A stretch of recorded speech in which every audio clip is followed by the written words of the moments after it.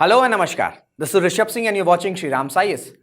We are back with our very important initiative called One PYQ One Day, where we picked previous year questions from mains from all the subjects related to UPSC. And today's subject is a very interesting and a very dynamic one, that is international relations. The question that I have picked is from the year 2022. And it is the last question of the GS paper 2, that is question number 20. But आगे बढ़े उससे पहले बहुत ही important information है. दिवाली धमाका offer announce किया गया है by Shri Ram Science. And if you are planning to enroll in a foundation course 1 year और फॉर 2 years, आज की डेट में सबसे बेस्ट टाइम है to get enrolled in these foundation courses provided by the Shri Ram Science, a legacy of 40 years. इस वक्त अगर आप एनरोल करोगे because of the special auspicious occasion of Diwali, you will be getting flat 75,000 of and this offer is limited till 19th of October. सो अगर आपने decide कर लिया सो अभी बिल्कुल सही टाइम है that you can enroll in a foundation course if you are preparing for 2027 और for 2028. इसी के साथ अगर आपने डिसाइड कर लिया that you want to prepare for UPSC but somehow you are not able to proceed further in your UPSC preparation, तो आप अपने doubts श्री राम आईएएस के फ्री 1-to-1 मेंटोरशिप इनिशिएटिव में पूछ सकते हैं. इसी वीडियो के डिस्क्रिप्शन एंड कमेंट बॉक्स में आपको फॉर्म दिखेगा, उस फॉर्म को फिल करिए एंड जो भी आपके डाउट्स हैं हमारे क्वालिफाइड मेंटोर्स उन सभी डाउट्स को रिजॉल्व करेंगे. So on this note let's start today's discussion. So the question says clean energy is the order of the day. That's a statement and that's a very correct statement. Clean energy is the order of the day. Describe briefly India's changing policy towards climate change in various international fora in the context of geopolitics. So, clean energy is the order of the day. ये already UPSC ने बोल दिया इस statement में. अब इस statement के basis पर हमें डिफाइन करना है या हमें डिस्क्राइब करना है कि किस तरीके से जो इंडिया है उसकी पोजीशन चेंज हुई है. ठीक है, विद टाइम हम चेंज होते हैं. Change is the only thing. ठीक है, change is the only constant. So with time जो है इंडिया की पॉलिसी जो है चेंज हुई है when it comes to climate change. तो हमें वो चेंज को जो है डिस्क्राइब करना है वेरियस इंटरनेशनल प्लेटफॉर्म में एंड वो भी स्पेसिफिकली जियोपॉलिटिक्स से रिलेटेड. क्लियर हो गया? We have to answer this question in around 250 words and this question is for 15 marks. The year is 2022 and this is the last question of GS paper 2. So simple सा question है, बहुत ज़्यादा technical question नहीं है. Simply आप introduction start कर सकते हैं अपना कि भाई हिस्टोरिकली इंडिया का क्या स्टांस था. हिस्टोरिकली हम बहुत ज़्यादा वोकल नहीं थे when it comes to climate change. हमारा ये एक ऑब्जेक्टिव था या ये एक हमारा पर्सपेक्टिव था कि जो हिस्टोरिकल बर्डन है वो डेवलप कंट्रीज़ के पास होना चाहिए. They should bear the historical responsibility of the carbon emissions, which is the foremost reason for the climate change. ये हमारा stance था. But in the last decade and especially 2015 post Paris agreement के बाद हमने देखा है कि एक proactive diplomacy and clean energy या climate change की तरफ एक strategic shift आया है. तो ये आप सिंपली जो है आप इंट्रोडक्शन में भी हाईलाइट कर सकते हो. India's climate change policy international for has undergone in a significant transformation, moving from a primarily defensive protest oriented stance to a more proactive solution oriented diplomatic approach that balances the national development priorities. हमारी खुद की भी priorities है कि भाई हमें खुद भी अपने इकोनॉमिक ग्रोथ से एमिशंस को डीकपल करना है एंड साथ ही साथ ग्लोबल रिस्पॉन्सिबिलिटी को भी हम कैरी आउट कर रहे हैं.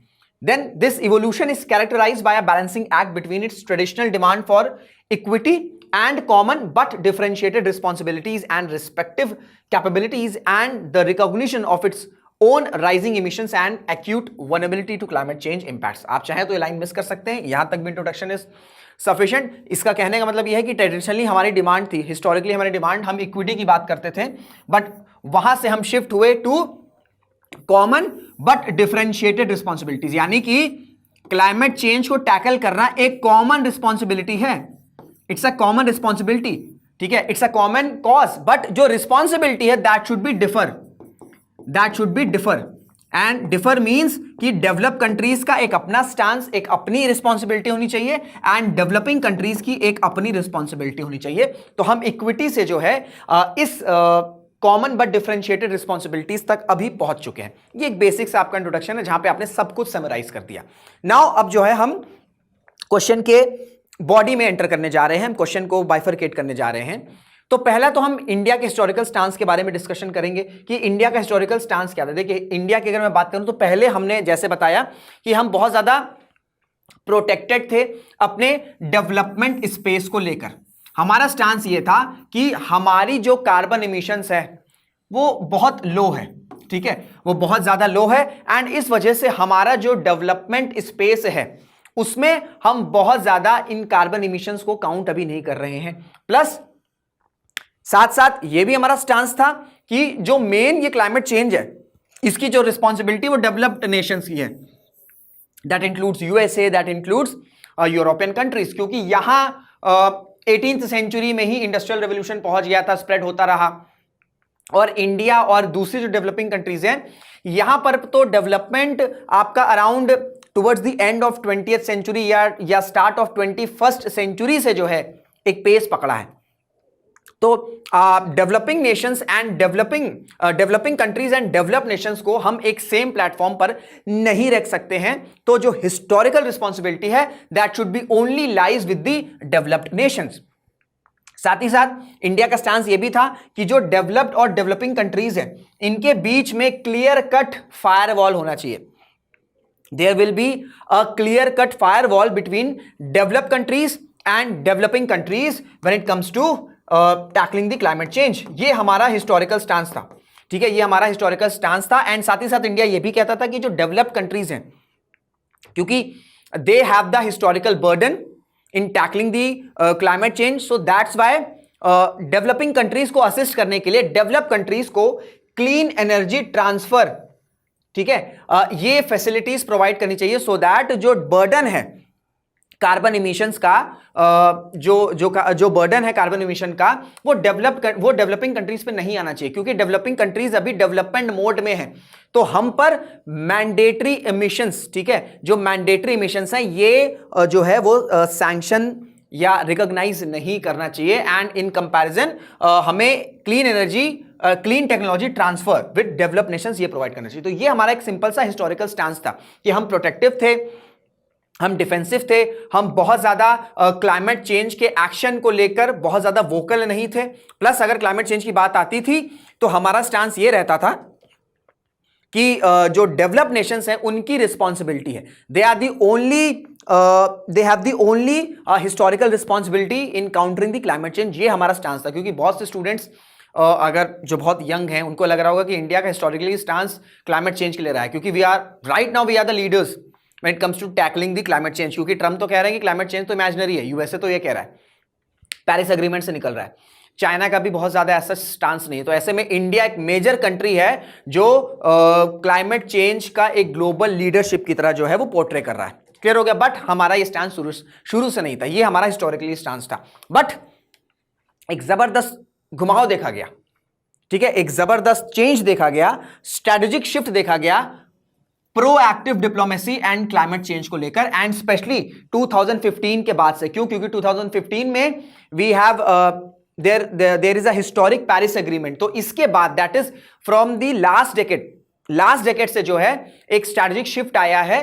प्रोएक्टिव डिप्लोमेसी भी हमने कर रहे हैं, हम प्रोएक्टिवली जो है वेरियस इंटरनेशनल प्लेटफॉर्म्स पर क्लाइमेट चेंज की बात करते हैं, क्लाइमेट चेंज के थ्रेट्स की बात करते हैं, सॉल्यूशंस की बात करते हैं, एंड सीसी के साथ साथ हम क्लाइमेट चेंज टेक्नोलॉजीज इनिशिएटिव्स पर भी उसी तरीके से फोकस कर रहे हैं। एग्जांपल के तौर पर now you have to write some initiatives, जैसे नेशनली डिटरमाइंड कंट्रीब्यूशन, जहां पर हम पहले कंप्लीटली रिफ्यूजल की बात करते थे कि भाई क्योंकि इंडिया जो है एक डेवलपिंग कंट्रीज है, हमें अपनी डेवलपमेंट इमिशंस को प्रोटेक्ट करना है, तो there should not be any mandatory emissions और एनी मैंडेटरी कंट्रोलिंग, ठीक है, इमिशंस। वहीं पर हमने अपना स्टांस चेंज क्या किया कि भाई अब क्या है, नेशनली डिटरमाइंड कंट्रीब्यूशन होना चाहिए कि नेशनल लेवल पर इंडिया किस तरीके से कंट्रीब्यूशन कर सकता है सो दैट इमिशंस को टैकल किया जाए, सो दैट हम क्लाइमेट चेंज जैसी रियलिटी से खुद को काउंटर कर सके, खुद को टैकल कर सके। सो यू कैन राइट और you can mention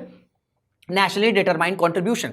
then Panchamrit, ठीक है, COP26 में इंडिया ने 5 इंपॉर्टेंट कमिटमेंट्स जो हैं ग्लोबल प्लेटफॉर्म पे कॉन्फ्रेंस ऑफ पार्टीज में अनाउंस किया था। ठीक है, ये सब इंटरनेशनल प्लेटफॉर्म्स में हो रहा है। COP26 आई गेस, हाँ COP26 इंग्लैंड में हुआ था, यूके में हुआ था, वहां पर अनाउंसमेंट करी गई थी, जहां पर आप 5 इंपॉर्टेंट कमिटमेंट लिख सकते हैं। मैं एक बता रहा हूं कि इंडिया का टारगेट रखा था 270 नेट जीरो, 2070 तक आते आते हम जो है कार्बन इमिशन में नेट जीरो अचीव कर लेंगे। बाकी जो रिमेनिंग 4 कमिटमेंट्स है वो आप मुझे कॉमेंट बॉक्स में बताओगे, ठीक है। The remaining 4 commitments of the Panchamrit, आप मुझे उसका आंसर कमेंट बॉक्स में बताओगे। क्लियर हो गया। Now the third initiative when it comes to proactive diplomacy and climate change is decoupling emissions from growth. जहां पर हम अपनी डेवलपमेंट स्पेस को प्रोटेक्ट करने की बात करते थे, अब हमारा फोकस यह है कि हम कैसे अपनी इकोनॉमिक ग्रोथ को डीकपल कर सकते हैं। किस तरीके से हम, आप इसमें एग्जांपल लिख सकते हो, जैसे हम ब्लेंड कर रहे हैं इथेनॉल को, हम पेट्रोलियम के साथ ब्लेंड कर रहे हैं, ठीक है। हम कैसे सोलर एनर्जीज पर इन्वेस्टमेंट कर रहे हैं, हम किस तरीके से रिन्यूएबल एनर्जीज पर जो है इन्वेस्टमेंट कर रहे हैं। तो ये क्या है, ये ऐसा नहीं है कि हमें इकोनॉमिक ग्रोथ को हैम्पर करना, हमें इकोनॉमिक ग्रोथ करना है, बट इस इकोनॉमिक ग्रोथ में से हमें इन इमिशंस को डीकपल कर देना। और वो कैसे होगा, जब हम अपनी फॉसिल फ्यूल्स के यूजेस को कम करेंगे। एंड दैट्स हम देख रहे हैं कि पेट्रोल और एथनॉल की ब्लेंडिंग पर हमारा फोकस है, विंड एनर्जी पर हमारा फोकस है, ठीक है। फिर हमारा अनटैप्ड हाइड्रोकार्बन मिनरल्स पर हमारा फोकस है, सो दैट हम एनर्जी सिक्योर हो सके, हमारी डिपेंडेंसी भी कम हो, प्लस हम अपनी इकोनॉमिक ग्रोथ से इमिशंस को डीकपल कर सकें। तो ये कुछ 3-4 इंपॉर्टेंट इनिशिएटिव्स हैं that you can right historically से कैसे अब हम एक स्ट्रैटेजिक शिफ्ट की तरफ आए हैं with related to proactive diplomacy and climate change. Clear हो गया। नाउ अब क्या है कि अब आप मल्टीलेटरल और मिनीलेटरल, ठीक है, वहां पर हमने कुछ इंपॉर्टेंट इनिशिएटिव्स लिए हैं, जैसे आपका इंटरनेशनल सोलर अलायंस, ये किस ईयर में लॉन्च किया गया था, इसका आंसर आप मुझे कमेंट बॉक्स में बताएंगे। ये फ्रांस के साथ जॉइंटली इंडिया ने लॉन्च किया था, एंड इसका ऑब्जेक्टिव है कि 1 ट्रिलियन इन्वेस्टमेंट जो है वो सीक की जा सके। 1 trillion investment we can seek related to solar energy, that too of globally. Then global biofuel alliance, ये आप मेंशन करोगे, ठीक है। ये आपका G20, जब इंडिया प्रेसिडेंसी चेयर कर रहा था G20 की इन ईयर 2023, तभी अनाउंस किया गया था। ग्लोबल बायोफ्यूल अलायंस में कितनी कंट्रीज हैं, इसका आंसर भी आप मुझे कमेंट बॉक्स में बताओगे, ठीक है। ये सारे आपके होमवर्क है। Then lifestyle for life, that is life, ठीक है, सॉरी लाइफस्टाइल फॉर एनवायरमेंट, जिसका आपका एब्रीविएशन है लाइफ, ये भी आपका G20 के अराउंड ही लॉन्च किया गया था। तो चाहे हम अपने नेशनल लेवल पर बात कर लें, हम इंटरनेशनल लेवल पर बात कर लें, हम मल्टीलेटरल मिनीलेटरल की बात कर लें, हम इस तरीके से हम इस तरीके से एक स्ट्रैटेजिक शिफ्ट की तरफ बढ़े हैं when it comes to tackling the climate change. और ये सारे इनिशिएटिव्स जो है आप हाईलाइट करोगे, you will mention all these initiatives, ठीक है। अब जो है ये इंडिया को जियो स्ट्रैटेजिकली किस तरीके से एक इंपॉर्टेंट प्लेयर बनाता है, जियो स्ट्रैटेजिक इंपॉर्टेंस इसकी क्या है, लास्ट में जो है आप इसे कंक्लूड करोगे। पहला तो यह है कि एनर्जी सिक्योरिटी, ठीक है। अब क्योंकि अगर हम क्लाइमेट चेंज पर वोकल रहेंगे, क्लाइमेट चेंज पर अगर हमारी एक क्लियर कट पॉलिसी रहेगी, क्लाइमेट चेंज पर हमारी एक स्ट्रॉन्ग डिप्लोमेसी रहेगी, then we can easily reduce or we can easily fulfill our energy security, and at the same time we can diversify the energy resources, so that क्या होगा कि हम अपने जो फॉसिल फ्यूल्स पर डिपेंडेंसी, जैसे कोल हो गया, क्रूड ऑयल हो गया, इसको हम रिड्यूस कर सकते हैं, एंड हम बाइफरकेट कर सकते हैं, डाइवर्सिफाई कर सकते हैं, B it renewables, B it solar, B it ethanol blending, इस तरीके से। So energy security national level पर भी जो है वो सिक्योर होगी, प्लस अगर हम ये सारा चीजें प्रोजेक्ट कर सकते हैं that it is a success for us, then definitely it can be a success at a global level. तो एनर्जी सिक्योरिटी हम अपनी कंट्री की भी फुलफिल करेंगे, प्लस हम इस चीज को पोर्ट्रे कर सकते हैं that this success can be replicated on the global stage also. Clear हो गया। देन एक ग्रेटर पावर स्टेटस प्रोवाइड कर रहा है, जहां पर being the largest economy of the world, United States of America, वो कह रहे हैं कि climate change is an imagination, there is no real threat like climate change. Paris agreement जैसे इंपॉर्टेंट अग्रीमेंट से, इंपॉर्टेंट मल्टीलेटरल अग्रीमेंट से USA is withdrawing himself. तो क्या है इसका मतलब यह है कि जहां पर बड़े मेजर कंट्रीज क्लाइमेट चेंज की बात को उस तरीके से पोर्ट्रे नहीं कर रहे हैं, इंडिया जो है जब मल्टीलेटरल, मिनीलेटरल, ग्लोबल प्लेटफॉर्म्स पर जब क्लाइमेट चेंज की बात करेगा तो डेफिनेटली वो एक ग्रेटर पावर स्टेटस प्रोवाइड करेगा इंडिया को। देन ग्लोबल साउथ की लीडरशिप में climate change technologies can be a game changer. आज की डेट में जो ग्लोबल साउथ कंट्रीज है, आप देख रहे होंगे कि जो हमारे प्राइम मिनिस्टर हैं मिस्टर नरेंद्र मोदी, वो ऑफन ट्रैवल कर रहे हैं ग्लोबल साउथ कंट्रीज में, पैसिफिक कंट्रीज में। क्यों? क्योंकि there is a race going on between India and China कि कौन ग्लोबल साउथ कंट्रीज का लीडर होगा।